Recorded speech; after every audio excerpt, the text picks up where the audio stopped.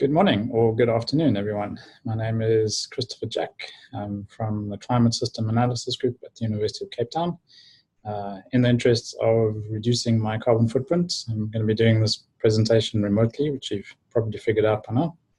And I'm going to be giving you a very rapid, very rushed overview of about 4 years worth of work in Lusaka. So without further ado, let's switch over to the presentation. Right, so I'm going to be talking about the project called FRACTAL. FRACTAL stands for Future Resilience for African Cities and Lands. And I'm going to be particularly talking about climate change and WASH in Lusaka. While FRACTAL has been framed more as a resilience project, a lot of the work that we're doing in Lusaka and the other cities certainly relates to WASH generally. In particular, I'm going to be talking about integrating climate change information into urban WASH planning decisions. Just to give you a very brief overview of what FRACTAL is, FRACTAL is operating in 9 cities across Southern Africa. The kind of core cities, what we call the Tier 1 cities, are Lusaka, Windhoek, and Maputo. In each of the cities, we have what we call embedded researchers. They're academic researchers that sit in a sort of co-chaired position between the local university and the local municipality. So these are really key people in the process. A key part of the process in FRACTAL and in all the cities in FRACTAL has been allowing an emergence of burning issues. So we didn't start the FRACTAL project in each city with a preconceived idea of what these issues were. We rather allowed these to emerge.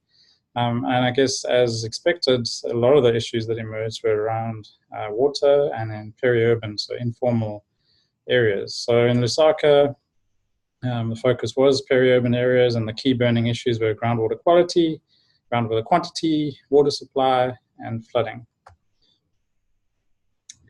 We undertook a lot of different engagements in the cities. We run what we call learning labs.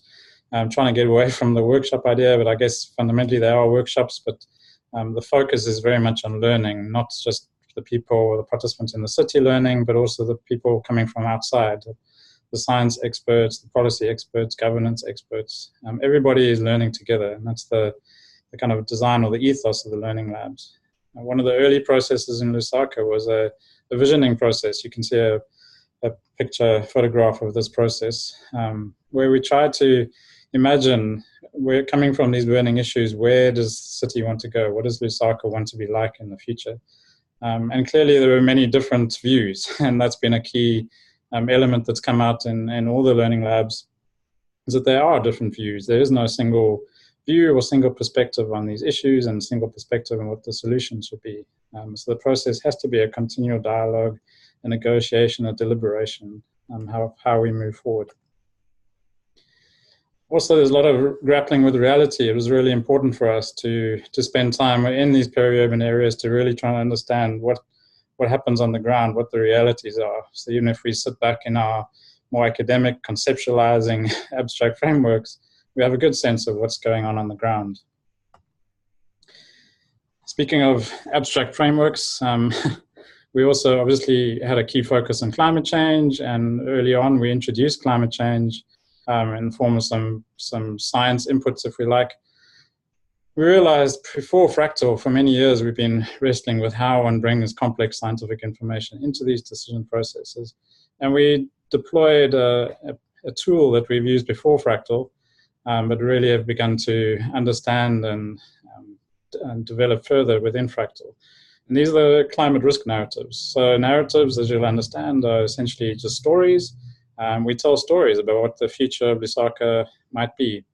Obviously, there's uncertainty about the future. So in Lusaka, we've developed 3 different stories, 3 different narratives, what the future might look like. And these include changes in the climate, but also changes in socioeconomic conditions, population, economics, and so on.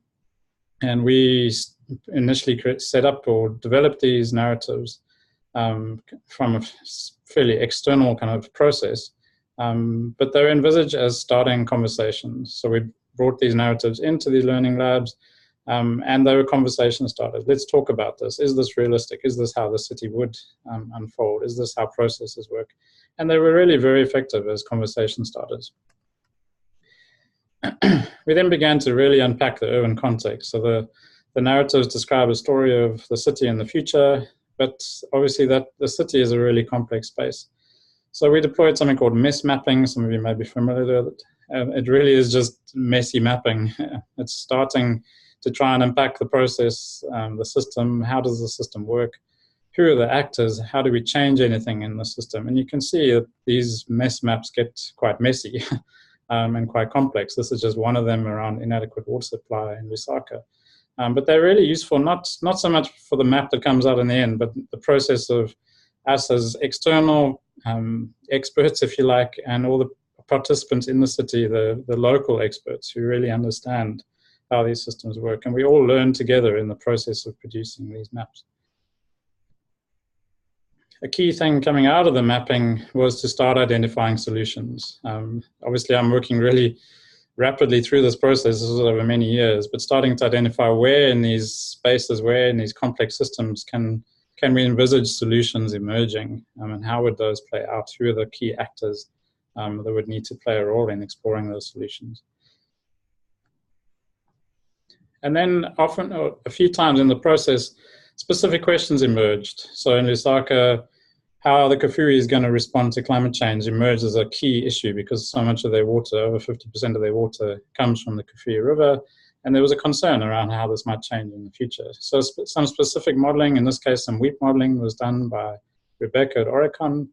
I think she's presenting elsewhere in the conference, trying to answer this question. And the answer in this particular case was climate change is probably not a particularly big threat to the Kafue in terms of water supply, but there are other things that are important. So hydropower came up particularly important because electricity is used to run all the pumping systems that provide water in Lusaka. So lack of water actually is more an impact on providing power to pump than actual water available in the river.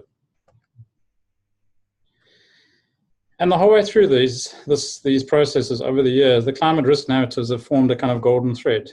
We keep coming back to them. We keep reflecting and viewing the process through these narratives and refining them. So this is a further iteration of the narratives, no longer in a boring textual form, but now in an infographic form.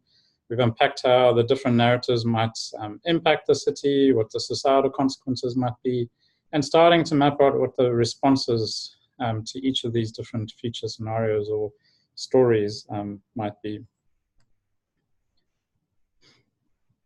And of course, we wanted to bring this back to policy. So here you can see Brenda, the embedded researcher in Lusaka, presenting these iterated and refined climate risk narratives with the impacts and responses back to high-level stakeholders, in this case, the Minister of Environment and a number of local councillors in a high-level breakfast. So this is feeding back the process to high-level policy. We also developed a number of policy briefs. So just to summarize, the process in Lusaka has been very emergent. We didn't have a strong plan of how it was going to unfold and what things we needed to do. But the climate risk narratives have formed a really strong thread, a narrative thread, passing through the whole process, a thread that we can keep coming back to, reflecting on, iterating, and finally emerging into some nice coherent and strong messages back into the policy space. Yeah, so that's a very, very rapid overview of what we've been doing in Lusaka and the particular role of climate risk narratives or stories of the future in the process.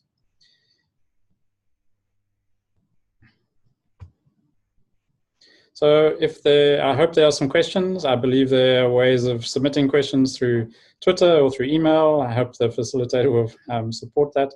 I'm very happy to respond to questions either directly or further down the line. So thank you for your time.